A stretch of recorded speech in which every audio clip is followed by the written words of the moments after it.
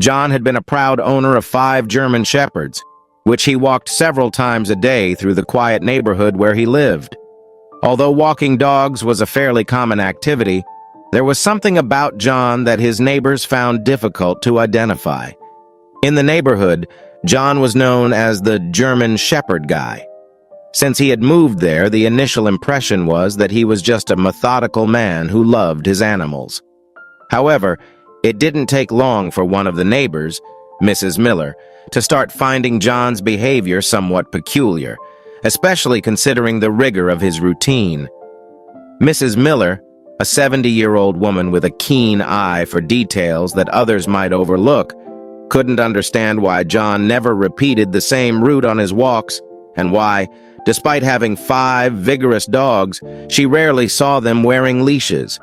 They followed him with almost military discipline. Conversations about John soon became a common pastime among the neighbors. Everyone agreed that there was something unusual about him, but no one could pinpoint exactly what it was. Amidst these communal whispers, Mrs. Miller's grandson Michael, a curious and determined teenager, began to feel increasingly intrigued by the mystery surrounding John's behavior. Tired of the rumors and driven by a mixture of curiosity and desire for adventure, Michael decided it was time to find out what was really going on. He knew that if he simply asked, John might not be honest about his activities. So, on a clear morning, as John walked by with his dogs, Michael decided to follow him discreetly to see where those walks would lead.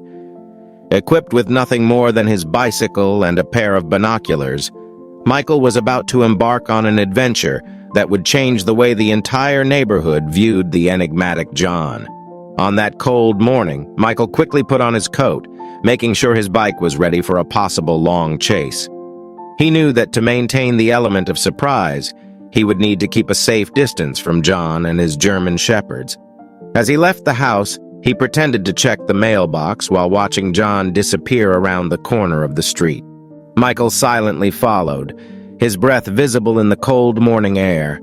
He stayed sufficiently behind to avoid being noticed, using every tree and parked car as cover. The route John chose that morning seemed random, crossing several streets and turning into alleys that Michael barely knew. It was intriguing that even with 5 large dogs, John moved with an ease that almost defied logic. The sun was beginning to rise, casting long shadows on the path when John finally stopped in front of a worn-out warehouse on the outskirts of town. This was not a place that Michael recognized or expected. The building was old, and the windows were fogged with dust and age, with paint peeling under the eaves. Michael discreetly parked his bike next to a trash container and approached cautiously. He could hear the dogs barking echoing inside the warehouse, a sound that seemed strangely out of place in that forgotten area of the city. Michael's curiosity was at its peak, and he wondered if he hadn't stumbled upon something more dangerous than he expected. Suddenly, the warehouse doors swung open, and a group of men emerged. They didn't notice Michael, who quickly hid behind a stack of old boxes. The men were carrying crates and speaking in low, urgent tones. Michael couldn't hear clearly, but he caught snippets of words like shipment and tonight. A chill ran down his spine as he considered the possible implications. When the men re-entered the warehouse and the door clicked shut behind them, Michael realized he had a decision to make. Should he enter to explore further, or go back home and seek help? His curiosity propelled him forward. With a determined sigh, he adjusted his binoculars and decided to take a closer look, approaching a slightly open side window. What Michael was about to discover would not only test his courage, but also reveal the true nature of John's activities and the shocking reality behind the morning walks. The casual investigation of a teenager was about to turn into a dangerous journey to the heart of an underground operation. With his heart pounding in his chest, Michael cautiously approached the warehouse. The side window, though dirty, offered a partial view of the dim interior. He crouched down and peered inside, his eyes taking a few seconds to adjust to the darkness that pervaded the space within. Inside, Michael saw something he never would have expected. John was there, but he wasn't alone. The space was illuminated by a few dimly hanging lamps, and a series of metal cages were arranged in orderly rows on the concrete floor. Each cage contained a German Shepherd, and Michael recognized some of John's dogs among them.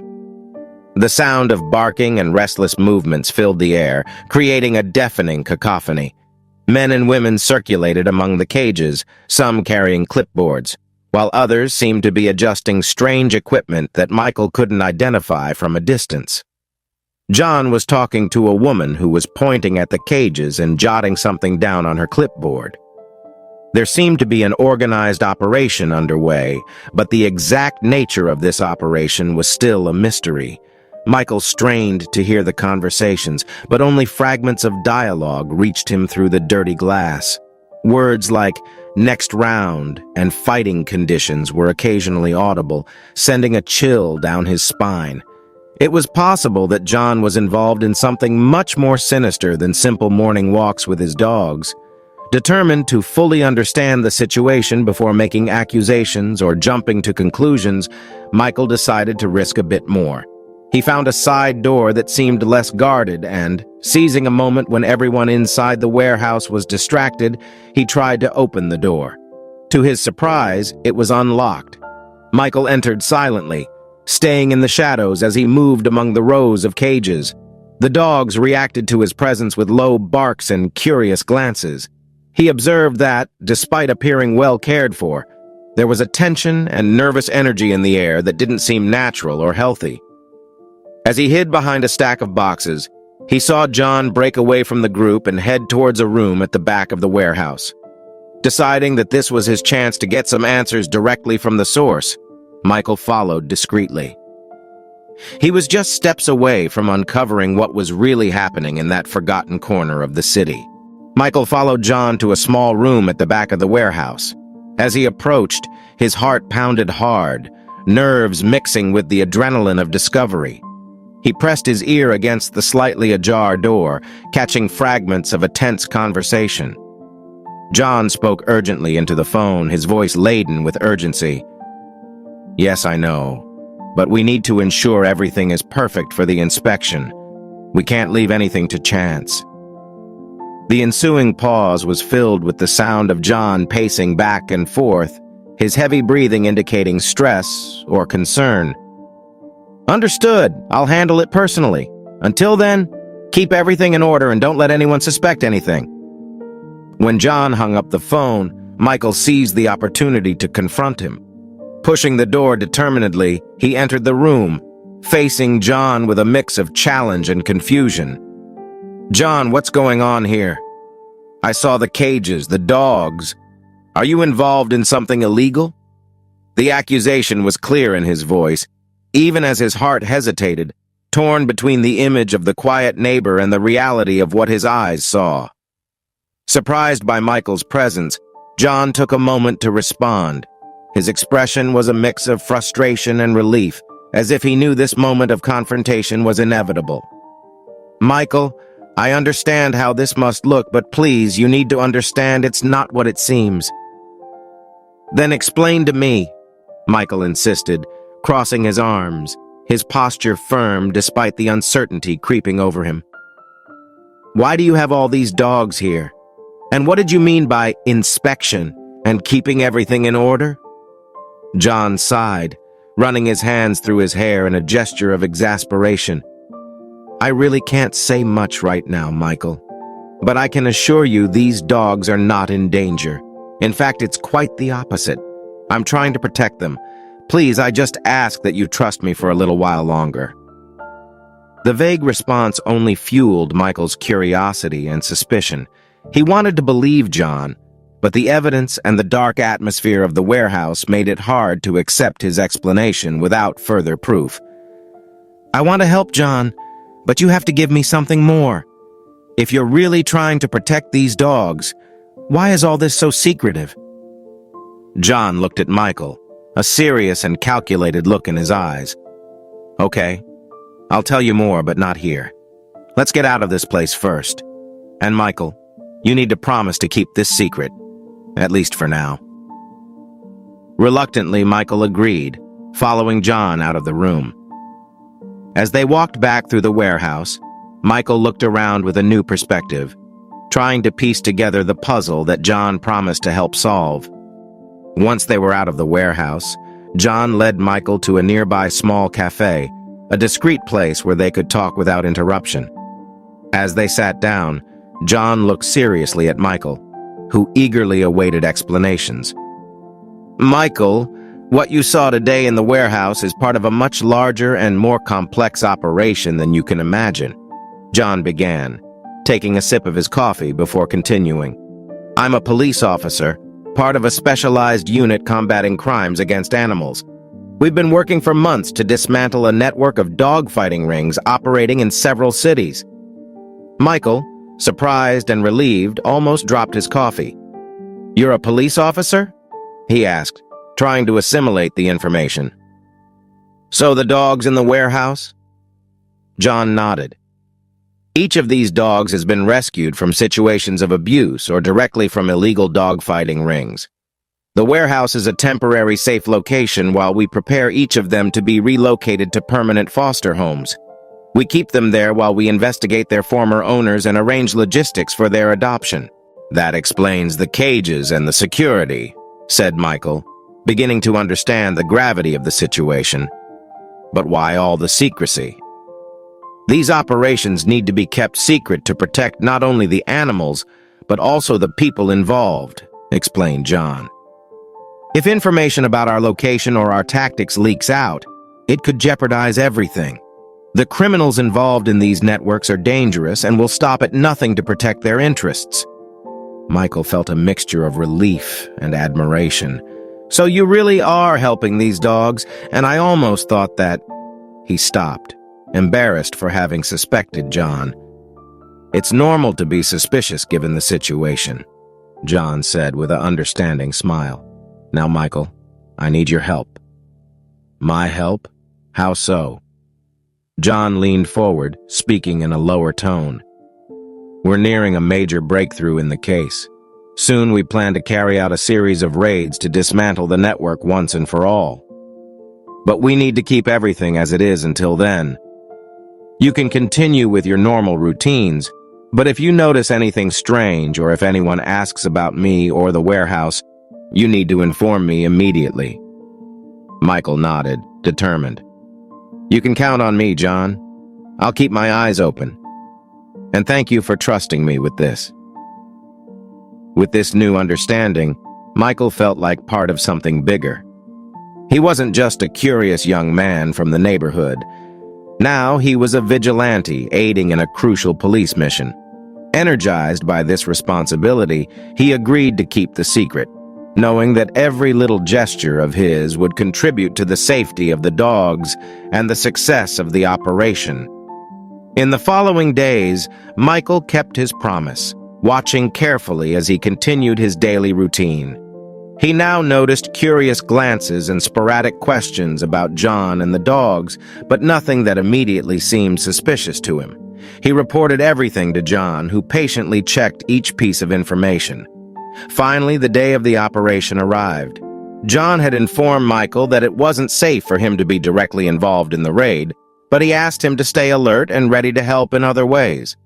Michael felt somewhat frustrated for not being able to participate actively, but he understood the risks and the importance of following John's instructions.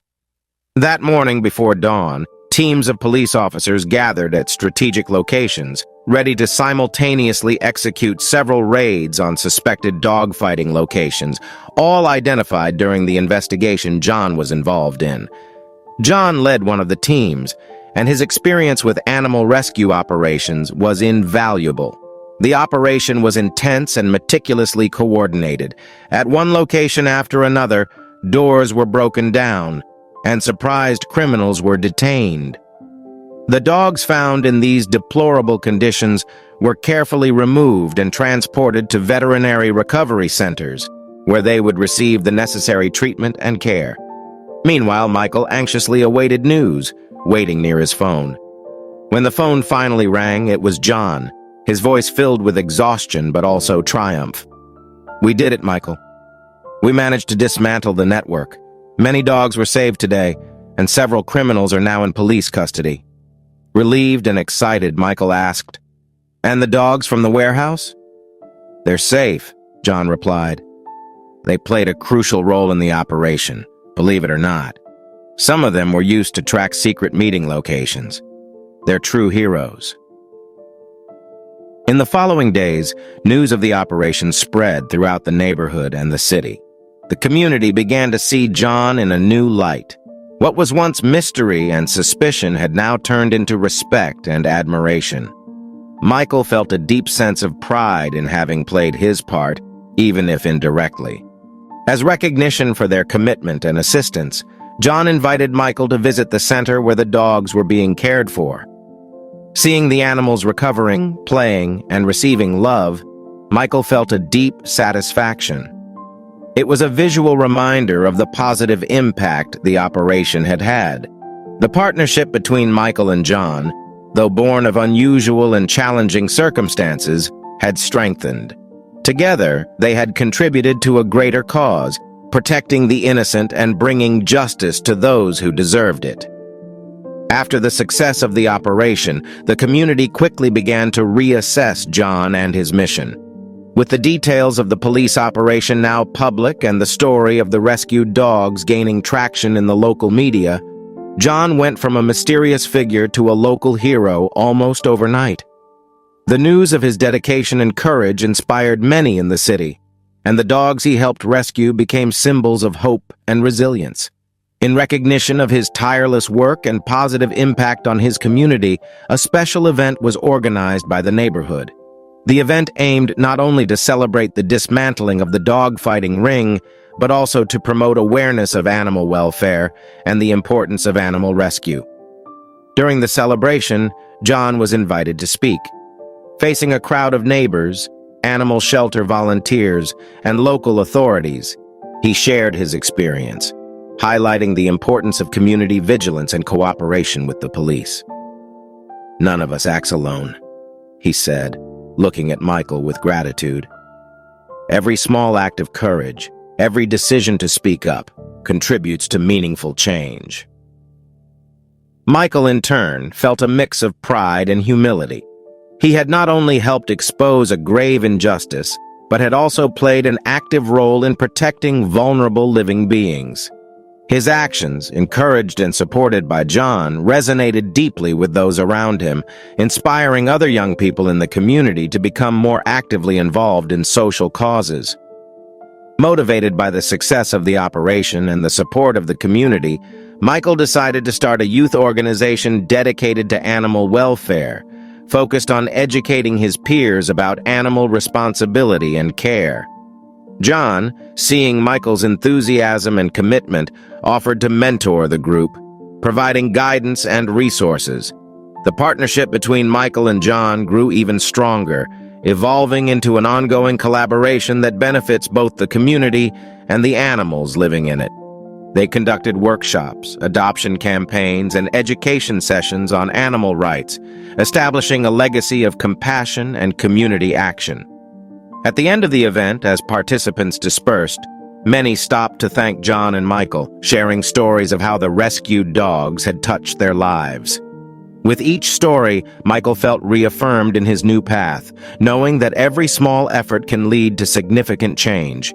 Thus, through the union of efforts and shared dedication, John and Michael not only brought justice and new hope to many dogs, but also strengthened the bonds within their community, proving that, together, they can face and overcome even the most daunting challenges.